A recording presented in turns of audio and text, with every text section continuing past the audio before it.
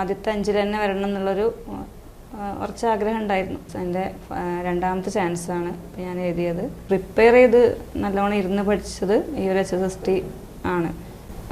ആപ്പിൽ ക്ലാസ്സുകൾ കണ്ടു, മോക്ക് ടെസ്റ്റുകൾ അറ്റംപ്റ്റ് ചെയ്തു. ലാസ്റ്റ് ഒരു 2 മാസമാണ് ഞാൻ ഈ ഒരു രീതിയിൽ പഠിച്ചിട്ടുള്ളത്.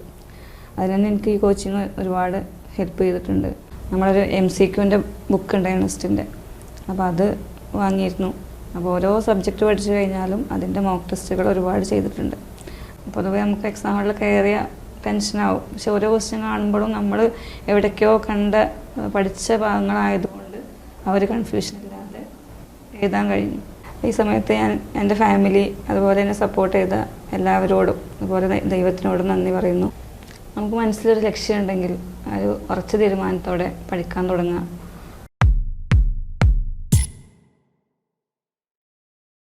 Welcome to yet another success story of Big Learning. ഇന്ന് നമ്മുടെ കൂടെയുള്ളത് HSST കമ്പ്യൂട്ടർ സയൻസ് എക്സാമിന് 1ാം റാങ്ക് കരസ്ഥമാക്കിയ ഇഫ്രത്ത് ജഹാൻ മാം ആണ്. ഇന്ന് നമുക്ക് മാമിന്റെ സക്സസ് സ്റ്റോറിയാണ് ഈ ഒരു സെക്ഷനിൽ നമ്മൾ ഉൾപ്പെടുത്തിയിട്ടുള്ളത്. 26,000-ലധികം പേര് അപ്ലൈ ചെയ്ത ഈ ഒരു എക്സാമിന് എങ്ങനെയാണ് മാം 1ാം സ്ഥാനം കരസ്ഥമാക്കിയെന്നുള്ള കൂടുതൽ വിവരങ്ങൾ നമുക്ക് മാമിനോട് തന്നെ ചോദിച്ചറിയാം. അതിനു മുമ്പായിട്ട് ഈ ഒരു 1ാം സ്ഥാനം കരസ്ഥമാക്കിയ മാമിന് കൺഗ്രാറ്റുലേഷൻസ്. Thank you. ഈ ഒരു പ്രോഗ്രാമിലേക്ക് നമുക്ക് മാമിനെ സ്വാഗതം ചെയ്യുന്നു. വെൽക്കം മാം. എല്ലാവർക്കും ഇപ്പോൾ മാമിനെ കുറിച്ച് കൂടുതൽ അറിയാനായിട്ടുള്ള ആഗ്രഹമുണ്ട്. അപ്പോൾ ആദ്യം തന്നെ മാമിൻ്റെ ഒരു സെൽഫ് ഇൻട്രൊഡക്ഷൻ പറയാമോ? ഞാൻ ഇഫ്രത്ത് ജഹാൻ, മലപ്പുറം ജില്ലയിലെ പാണ്ടിക്കാട് നിന്ന് വരുന്നു. അരീക്കോട് സുല്ലമുസലാം സയൻസ് കോളേജിൽ നിന്ന് PG MSc കമ്പ്യൂട്ടർ സയൻസ് കഴിഞ്ഞ് ഇപ്പോൾ HSST കമ്പ്യൂട്ടർ സയൻസ് ആയിട്ട് ഡെയിലി വേജ് ആയിട്ട് വർക്ക് ചെയ്യുന്നു. ഈ ഒരു HSST കമ്പ്യൂട്ടർ സയൻസിൽ ഫസ്റ്റ് റാങ്ക് നേടിയതിൽ മാമിന് എന്താണ് ഫീൽ ചെയ്യുന്നത്? വളരെ സന്തോഷം. ഈ സമയത്ത് ഞാൻ എൻ്റെ ഫാമിലി അതുപോലെ എന്നെ സപ്പോർട്ട് ചെയ്ത എല്ലാവരോടും അതുപോലെ ദൈവത്തിനോടും നന്ദി പറയുന്നു. ഞാൻ 2ാമത്തെ ചാൻസിലാണ് എനിക്ക് ഒരു ഫസ്റ്റ് റാങ്ക് എന്നുള്ളൊരു നേട്ടം കൈവരിക്കാൻ സാധിച്ചത്. അപ്പോൾ വളരെ സന്തോഷമുള്ളൊരു നിമിഷമാണ്. നമ്മൾ പല ടോപ്പേഴ്സ് ആയിട്ടുള്ള ആൾക്കാരോട് സംസാരിക്കുമ്പോഴും അവർ പറയുന്ന ഒരു കാര്യം എന്ന് വെച്ച് കഴിഞ്ഞാൽ അവർക്ക് ഇത്ര റാങ്കിൽ വരണമെന്ന് ആഗ്രഹിച്ച് അല്ലെങ്കിൽ മാനിഫെസ്റ്റ് ചെയ്താണ് അവർ ഈ ഒരു റാങ്കിലോട്ട് എത്തിയതെന്നുള്ള ഒരു ഇത് കേട്ടിട്ടുണ്ട്. അപ്പം മാമിന് അങ്ങനെ എന്തെങ്കിലും ഉണ്ടായിരുന്നോ? അതായത് എത്രാമത്തെ റാങ്ക് കിട്ടണം എന്നുള്ള ഒരിതിലാണ് മാം ഇത് പഠിച്ചു തുടങ്ങിയത്? ഞാൻ നേരത്തെ പറഞ്ഞല്ലോ, എൻ്റെ 2ാമത്തെ ചാൻസാണ് ഞാൻ എഴുതിയത്. അതിലാണ് എനിക്ക് ഫസ്റ്റ് റാങ്ക് നേടാൻ കഴിഞ്ഞത്. അപ്പോൾ ആദ്യത്തെ HSSTയിൽ എനിക്ക് ഞാൻ എഴുതി 166 റാങ്ക്. അപ്പോൾ അന്നേ ഒരാഗ്രഹം ഉണ്ടായിരുന്നു അടുത്തൊരു HSST വരുമ്പോൾ അതിൽ പഠിച്ച് ആദ്യത്തെ 5 തന്നെ വരണം എന്നുള്ളൊരു കുറച്ച് ആഗ്രഹം ഉണ്ടായിരുന്നു. അങ്ങനെയാണ് പഠിക്കാൻ തുടങ്ങിയത്. ഈ ഒരു HSST കമ്പ്യൂട്ടർ സയൻസിൻ്റെ എക്സാം അല്ലാതെ മാം വേറെ എന്തെങ്കിലും PSC എക്സാംസ് ഒക്കെ അറ്റൻഡ് ചെയ്തിട്ടുണ്ടായിരുന്നോ? ചെയ്തിട്ടുണ്ട്. ഞാൻ ജനറൽ PSCകൾ എഴുതാറുണ്ട്. അതുപോലെ കമ്പ്യൂട്ടർ സയൻസ് റിലേറ്റഡ് ആയിട്ടുള്ള പ്രോഗ്രാമർ പോലെയുള്ള എക്സാമുകളൊക്കെ എഴുതാറുണ്ട്. പക്ഷേ പ്രിപ്പയർ ചെയ്ത് നല്ലോണം ഇരുന്ന് പഠിച്ചത് ഈ ഒരു HSST ആണ്. ഇപ്പോൾ 2ാമത്തെ ചാൻസിൽ മാം പ്രിപ്പയർ ചെയ്തപ്പോഴത്തേക്ക് ഈ ഒരു റാങ്ക് കരസ്ഥമാക്കിയത് വലിയൊരു കാര്യം തന്നെയാണ്. അപ്പോൾ ആദ്യത്തെ പ്രിപ്പറേഷനിൽ നിന്ന് ഈ 2ാമത്തെ പ്രിപ്പറേഷനിൽ എന്തൊക്കെ മാറ്റങ്ങളാണ് മാം വരുത്തിയിട്ടുണ്ടായിരുന്നത്? ഞാൻ ചെയ്തത് പഠിത്തം ഒന്നും കൂടെ സിസ്റ്റമാറ്റിക്കായിട്ട് ചെയ്തു. അതുപോലെ തന്നെ നോട്ട്സ് ഓരോ സിലബസ് നോക്കിയിട്ട് ഓരോ സബ്ജക്റ്റിൻ്റെ നോട്ട് പ്രിപ്പയർ ചെയ്തു.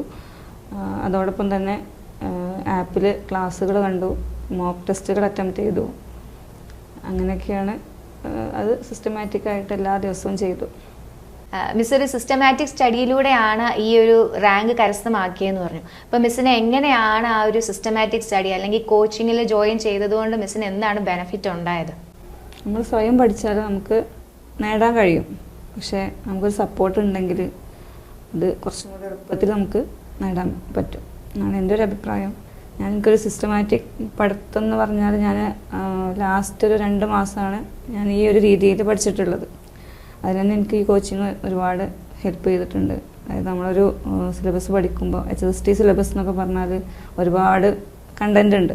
അപ്പോൾ അത് നമുക്ക് കറക്റ്റ് കൊണ്ടുപോകണമെങ്കിൽ ഒരു സപ്പോർട്ട് എന്തായാലും വേണം.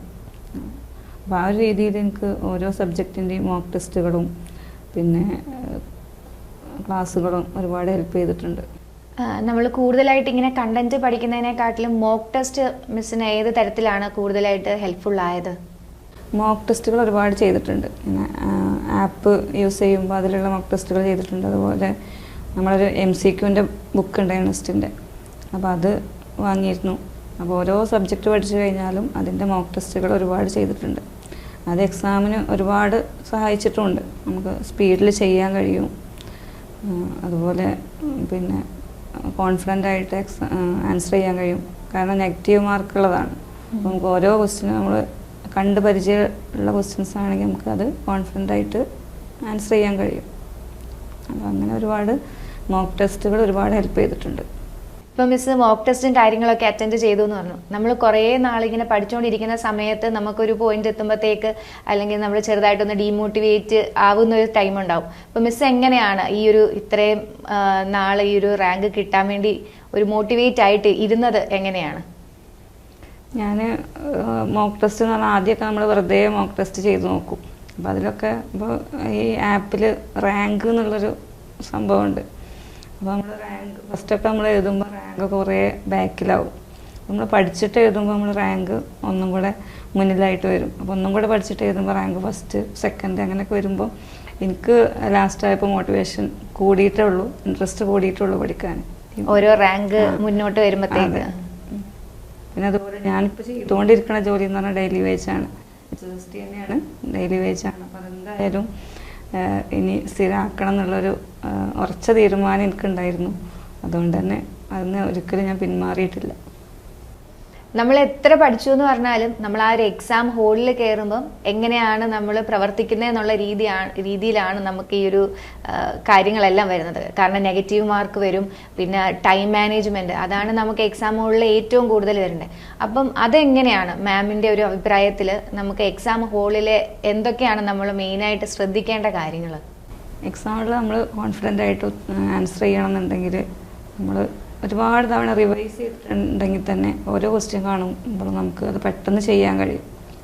അപ്പോൾ ഞാൻ ഓരോ പഠിച്ച കാര്യങ്ങൾ പല സോഴ്സിൽ നിന്നായിട്ട് ഒരുപാട് തവണ റിപ്പീറ്റ് ചെയ്തിട്ട് പഠിച്ചിട്ടുണ്ട്. അതുകൊണ്ട് തന്നെ കുറേ ക്വസ്റ്റ്യൻസ് എനിക്ക് കൺഫ്യൂഷൻ ഇല്ലാതെ എഴുതാൻ പറ്റിയിട്ടുണ്ട്. അതുകൊണ്ട് തന്നെ അങ്ങനെ ടൈം മാനേജ് ചെയ്യാൻ പറ്റി.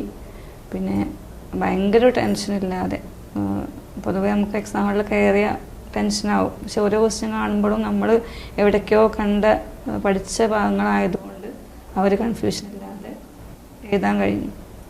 കൂടുതലും നമ്മൾ ഈ കണ്ടന്റിനെക്കാട്ടിലും എക്സാംസ് കൂടുതൽ അറ്റൻഡ് ചെയ്താലേ നമുക്ക് ആ ഒരു ഇത് വരും. ക്വസ്റ്റ്യൻസ് ആൻസർ ചെയ്തിട്ട് പഠിച്ചാൽ ഒരുപാട് അത് ഹെൽപ്പാവും.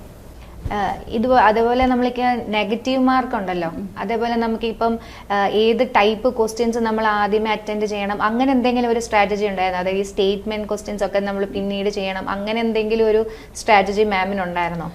അത് ഞങ്ങൾക്ക് കുറച്ച് ടഫായ ഭാഗം എന്ന് പറഞ്ഞാൽ മാത്സാണ്. മാത്സിന് കുറച്ച് ടൈം എടുക്കും. അപ്പോൾ അത് ലാസ്റ്റ് ചെയ്യാൻ വെച്ചിട്ട് ബാക്കിയുള്ളതൊക്കെ ആദ്യം ചെയ്ത് പിന്നെ മാത്സിലോട്ട് വന്നു. അങ്ങനെ പാടുള്ളത് ആദ്യം കുറച്ച് നമുക്ക് ഡൗട്ടുള്ളത് മാറ്റി വെക്കും, ബാക്കിയുള്ളത് ചെയ്തിട്ട് ലാസ്റ്റ് അതിലോട്ട് വന്നു. മിസ്സിനപ്പം ഇനിയും എക്സാമിന് പ്രിപ്പയർ ചെയ്യാനുള്ള സ്റ്റുഡൻസിനോട് എന്താണ് പറഞ്ഞു കൊടുക്കാനുള്ളത്? ഏത് രീതിയിൽ ആണ് അവരും പഠിച്ചാലാണ് മാമിൻ്റെ ഈ ഒരു ലെവലിലേക്ക് അവർക്കും എത്താൻ പറ്റുന്നത്? നമുക്ക് മനസ്സിലൊരു ലക്ഷ്യം ഉണ്ടെങ്കിൽ ഒരു ഉറച്ച തീരുമാനത്തോടെ പഠിക്കാൻ തുടങ്ങുക. നമുക്ക് സപ്പോർട്ട് ചെയ്യാൻ കുറച്ച് ആളുകളും പഠിക്കാനുള്ളൊരു മനസ്സും ഉണ്ടെങ്കിൽ നമുക്ക് ഏതൊരു പിന്നെ പോലെ ഞാൻ തന്നെ ആദ്യത്തെ അറ്റംപ്റ്റിൽ എനിക്ക് 166ാമത്തെ റാങ്കായിരുന്നു. അതിൽ നിന്നാണ് ഞാൻ ഈ ഫസ്റ്റ് റാങ്ക് നേടിയത്. അപ്പോൾ അങ്ങനെ എനിക്ക് പറ്റുന്നുണ്ടെങ്കിൽ നിങ്ങൾക്കും പഠിച്ചാൽ അത് സാധിക്കും. അപ്പോൾ എല്ലാവർക്കും ഓൾ ദി ബെസ്റ്റ്. ഇത്രയും നേരം നമുക്ക് വേണ്ടി വിലപ്പെട്ട സമയം സ്പെൻഡ് ചെയ്ത് നമുക്ക് അഡ്വൈസ് ഒക്കെ തന്ന ഇഫ്രത്ത് ജഹാൻ മാമിന് ആശംസകളും ബിഗ് ലേണിങ്ങിൻ്റെ നന്ദിയും അറിയിച്ചു കൊള്ളുന്നു. അതേപോലെ തന്നെ ഇനി എക്സാമിന് പ്രിപ്പയർ ചെയ്യുന്ന എല്ലാ സ്റ്റുഡൻസിനും മാം പറഞ്ഞതുപോലെ തന്നെ ഒരു ഡെഡിക്കേറ്റ് ചെയ്ത് അല്ല ഡിറ്റർമിനേഷനോടുകൂടി പഠിച്ചു കഴിഞ്ഞാൽ മാമിനെ പോലെ തന്നെ നിങ്ങൾക്കും ഈ ഒരു റാങ്ക് കരസ്ഥമാക്കാൻ പറ്റും. ഈ ഒരു സ്ഥാനത്ത് നിങ്ങളും വരട്ടെ എന്ന് ആശംസിച്ചുകൊണ്ട് ഇനിയും ഒരു സക്സസ് സ്റ്റോറിയായിട്ട് വരുന്നവരേക്കും ബൈ.